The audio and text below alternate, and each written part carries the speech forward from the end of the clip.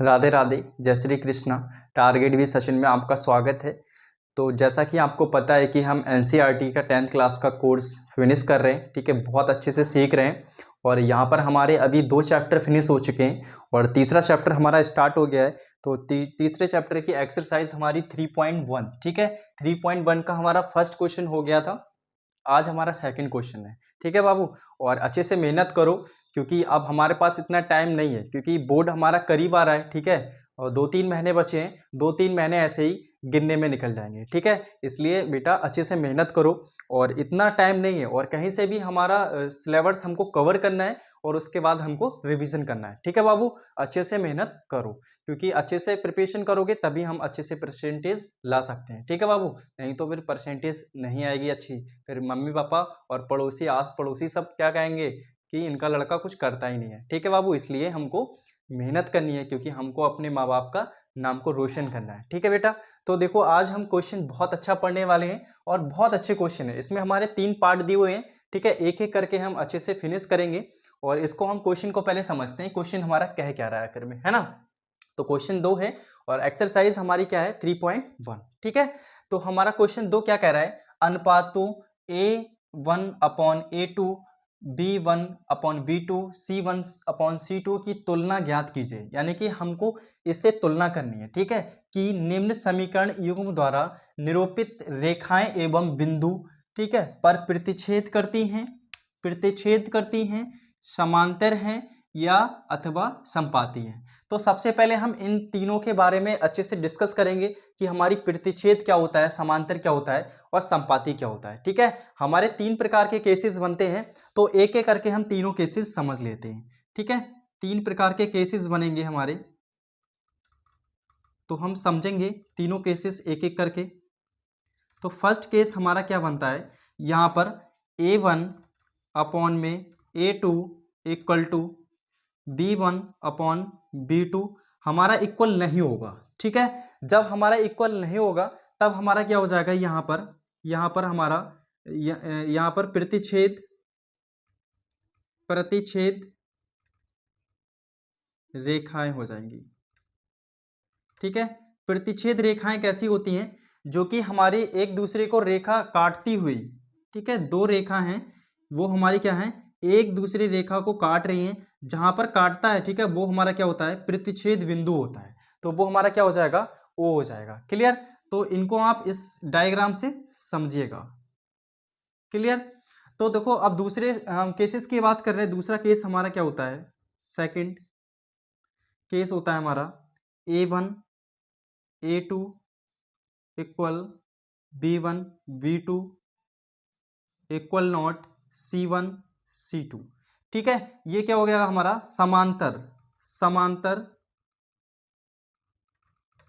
समांतर रेखाएं, ठीक है। समांतर रेखाएं हमारी कैसी होती हैं, इस तरीके से समांतर होंगी, जो कि पैरेलल होंगी, ठीक है, एक दूसरे के पैरेलल होंगी और एकदम स्ट्रेट होंगी, सीधी होंगी, ठीक है। तो ये रेखा कैसी होती है, हमारी समांतर रेखा होती है। क्लियर। इनको मैं समझने के लिए बता रहा हूं आपको, एकदम अच्छे से समझ में आए इसलिए आपको बता रहा हूं, ठीक है। तो आप इसको नोट भी कर सकते हो। हमारी प्रतिच्छेद रेखा कैसी होती है, इस तरीके से होती है, ठीक है। जहां पर हमारी क्या करेगी, जहां पर काटेगी वह हमारा क्या बिंदु होगा, प्रतिच्छेद बिंदु होगा। क्लियर। और समांतर की बात करें तो समांतर रेखा हमारी इस तरीके से होती है, पैरेलल होती है, जो कि हमारी बराबर होती है और एकदम स्ट्रेट होती हैं, एक दूसरे के ये क्या होती हैं, समांतर होती है, ठीक है भाई। अब देखो तीसरे केसेस की बात करेंगे, थर्ड केस कौन सा बनता है हमारा, A1/A2 equal B1/B2 equal C1/C2। तो ये क्या हो गया हमारा, ये हमारा संपाती, ठीक है, संपाती रेखा हो जाएगा। संपाती रेखाएं कैसी होती हैं, संपाती रेखाएं वो रेखा होती हैं जैसे कि हमारी 2 रेखाएं होंगी, एक रेखा वो ये हो गई, एक रेखा इसके ऊपर चढ़ी हुई होगी, ठीक है। तो वह रेखा हमारी क्या कहलाएंगी, संपाती रेखाएं कहलाएंगी। क्लियर। तो ऐसी रेखा जो कि हमारी एक रेखा के ऊपर दूसरी रेखा हमारी क्या हो, ऊपर से चढ़ी हुई हो, तो वह हमारी क्या होगी, संपाती रेखा होगी। क्लियर। तो आप तीनों केसेस बहुत अच्छे से समझ गए होंगे, ठीक है। तो अब हम क्वेश्चन की बात करते हैं। क्वेश्चन हमारा किस तरीके से हम सॉल्यूशन करने वाले हैं। ठीक है, तीनों केसेस को हम अप्लाई करेंगे। जो हमारा केसेस लगेगा तो उसी तरीके से हमारा क्या हो जाएगा, उसी तरीके से हमारा प्रतिच्छेद रेखाएं हो जाएगा, समांतर रेखाएं हो जाएगा, नहीं तो समपाती रेखा हो जाएगा। ठीक है बाबू, अब हम क्वेश्चन जब सॉल्यूशन करेंगे तब आपको अच्छे से क्लियर होगा। ठीक है, अगर आपको क्लास में मजा आ रहा है बेटा तो प्लीज वीडियो को शेयर कर दो, और आपको वाकई में अच्छा लग रहा है पढ़ते हुए तब चैनल को सब्सक्राइब करो। ठीक है, तो अच्छे से मेहनत करते रहो। ठीक है बेटा, अच्छे से सीखते रहो, अच्छे से मेहनत करते रहो, तभी समझ में आएगा, है ना बेटा। अब देखो बात करेंगे हम यहाँ पर हल की, हमको कैसे हल करना है। तो हम फर्स्ट वाला क्वेश्चन ले रहे हैं। ठीक है, तो हमारा क्या है फर्स्ट वाला question, 5x minus 4y plus 8 equal to 0। ये हमारा क्या हो गया, ये हमारा पहला समीकरण हो गया। अब सेकंड की बात करें, सेकंड हमारा समीकरण कौन सा दिया हुआ है, 7x plus 6y minus 9 equal to 0। तो ये हमने मान लिया सेकंड समीकरण हो गया। ठीक है, हमने दोनों समीकरण फर्स्ट और सेकंड मान लिए। क्लियर। अब इसके बाद हम देखेंगे यहां पर समीकरण 1 बा समीकरण 2 को a1 a2 equal to v1 v2 equal to c1 c2 से तुलना करने पर।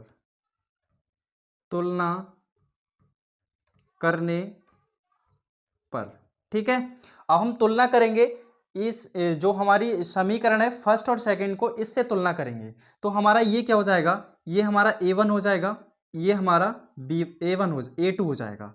क्लियर, ये a1 हो जाएगा, ये a2 हो जाएगा, ये b1 हो जाएगा, ये b2 हो जाएगा, और ये c1 हो जाएगा, और ये c2 हो जाएगा। क्लियर, तो ये हमारा a1 का मान 5 हो गया, b1 का मान -4 हो गया, c1 का मान हमारा 8 हो गया, और यहाँ पर a2 का मान 7 हो गया, b2 का मान 6 हो गया, और c2 का मान -9 हो गया। क्लियर, तो इस तरीके से हम सारे मान इनको निकाल लेंगे। तो जैसे हम इनसे तुलना कर रहे हैं तो a1 का मान हमारा कितना है, 5 है। ठीक है, और अपॉन में क्या है, a2 है, तो अपॉन में क्या करेंगे, a2 का मान लिखेंगे 7 है, इक्वल टू, अब हम देखेंगे हमारा b1 का मान क्या है, b1 का मान -4 है, और हमारा v2 का मान 6 है। ठीक है, इक्वल टू करेंगे, c1 का मान हमारा कितना है, 8 है, और हमारा c2 का मान कितना है, -9 है। क्लियर, अब देखेंगे हमारे क्या ये इक्वल है, फर्स्ट और सेकंड a1 और a2 और b1 और b2 इक्वल हैं, नहीं इक्वल है। ठीक है, तो अगर हमारा a1 और a2 और b1 b2 हमारे इक्वल नहीं है तो हमें इसके लिखने की कोई जरूरत नहीं है, क्योंकि हमारा फर्स्ट केस क्या कहता है, अगर हमारा ये इक्वल नहीं है तो हमारा क्या हो जाएगा, प्रतिच्छेद रेखाएं हो जाएंगी। क्लियर, तो इसे आगे लिखने की जरूरत नहीं है, क्योंकि हमारा ये क्या है, इक्वल नहीं है। तो हमारा क्या हो जाएगा, अतः यह समीकरण प्रतिच्छेद है, प्रतिच्छेद है। ठीक है, तो हमारी क्या है, ये समीकरण क्या है, फर्स्ट और सेकंड हमारी प्रतिच्छेद है। बस इतना सा काम करना है, हर क्वेश्चन में हमें इतना ही वर्क करना है। क्लियर, a1 और a2 के और b1 और b2 के, c1 और c2 के मान निकाल के हमें समीकरण में इसमें हमें इस तुलना करनी है, और तुलना करने के बाद मान निकालने। अगर हमारे इस तरीके से बनेगा तो हमारा क्या हो जाएगा, प्रतिच्छेद रेखाएं हो जाएंगी। क्लियर, प्रतिच्छेद रेखा मैंने आपको बता चुका हूं मैं। अब बात करेंगे हम सेकंड क्वेश्चन की। ठीक है, इसको रफ कर दे रहे हैं। ठीक है, इसको रफ कर दे रहे हैं। अब देख रहे हैं सेकंड क्वेश्चन। सेकंड क्वेश्चन को किस तरीके से, सेम इसी तरीके से करेंगे। ठीक है बाबू, देखेंगे अब सेकंड वाला। सेकंड वाला क्या है, 9x plus 3y plus 12 equal to 0। ये हो गई हमारी फर्स्ट समीकरण। ठीक है, और 18x प्लस 6y प्लस 24 बराबर 0, ये क्या हो गई समीकरण। तो हम यहाँ पर लिखेंगे समीकरण 1 बा 2 को a1 a2 equal to v1 v2 equal to C1 C2 से तुलना करने पर, ठीक है, तुलना करने पर। अब देखो यहां पर A1 का मान हमारा कितना है, 9 है, A2 का मान कितना है, 18 है, ठीक है, इक्वल टू लगाएंगे। B1 का मान हमारा 3 है और B2 का मान हमारा 6 है, इक्वल टू करेंगे। C1 का मान 12 है और C2 का मान 24 है, ठीक है। अब इनको काट के देख ले रहे हैं, अगर कट रहे हैं तो ये हमारा कट जाएगा, 3 3 9, 9 एकम 9, 9 दूनी 18, 1/2 आ गया, 3 एकम 3, 3 दूनी 6, 12 एकम 12, 12 दूनी 24, यानी कि हमारा 1/1, 1/2, 1/2 और 1/2, यानी कि हमारे क्या है, सारे इक्वल हैं। जब हमारे सारे इक्वल होंगे तो हमारा कौन सा केस लग रहा है, यहाँ पर थर्ड वाला केस लग रहा है। तो यहाँ पर कौन सा हमारा क्या हो जाएगा, ये अतः यह है समीकरण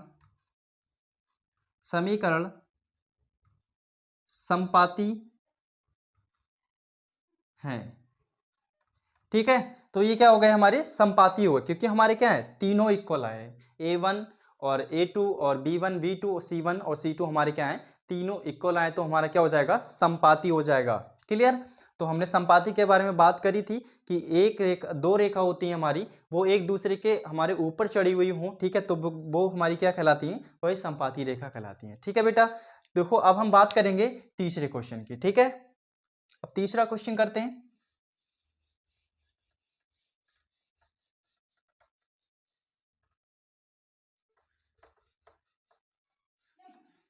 तीसरा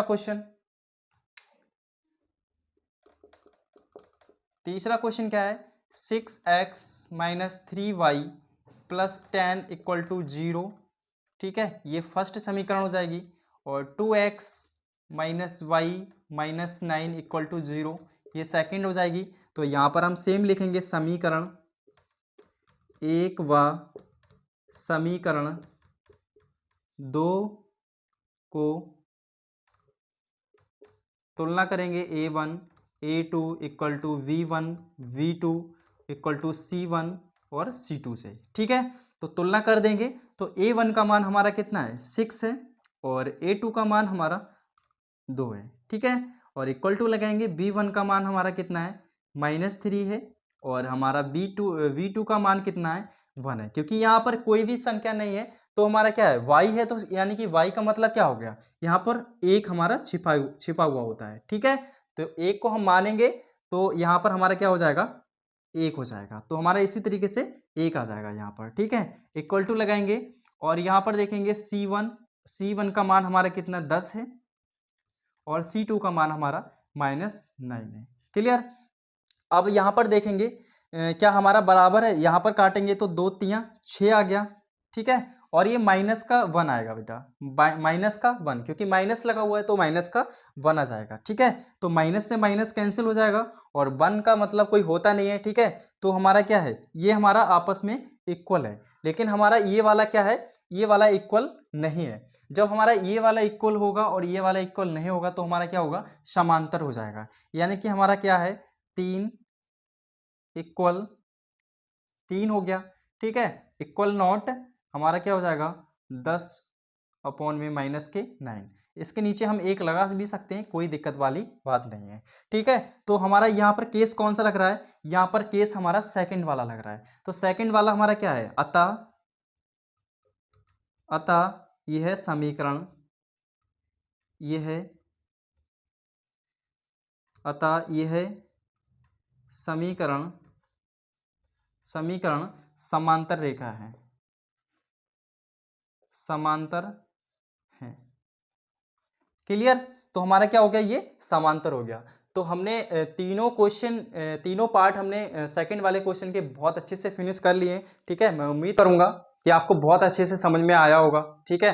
अगर आपको क्लास में अच्छा लगता है तब प्लीज़ आप कमेंट करके बताया करो मुझे, ठीक है, कि भैया मुझे अच्छा लग रहा है पढ़ते हुए और अच्छे से समझ में आता है, ठीक है। और अच्छे से मेहनत करो बेटा, अच्छे से प्रिपरेशन करते रहो, क्योंकि इतना टाइम नहीं बचा है, ठीक है। और अच्छे से मेहनत करते रहो, अपने करियर पर पूरा फोकस रखो, क्योंकि बेटा आने वाले टाइम में ठीक है कोई भी नहीं पूछने वाला है, ठीक है। इसलिए हमको खुद से करना है और खुद से मेहनत करनी है, ठीक है। और खुश रहो, मस्त रहो। जय हिंद, जय भारत।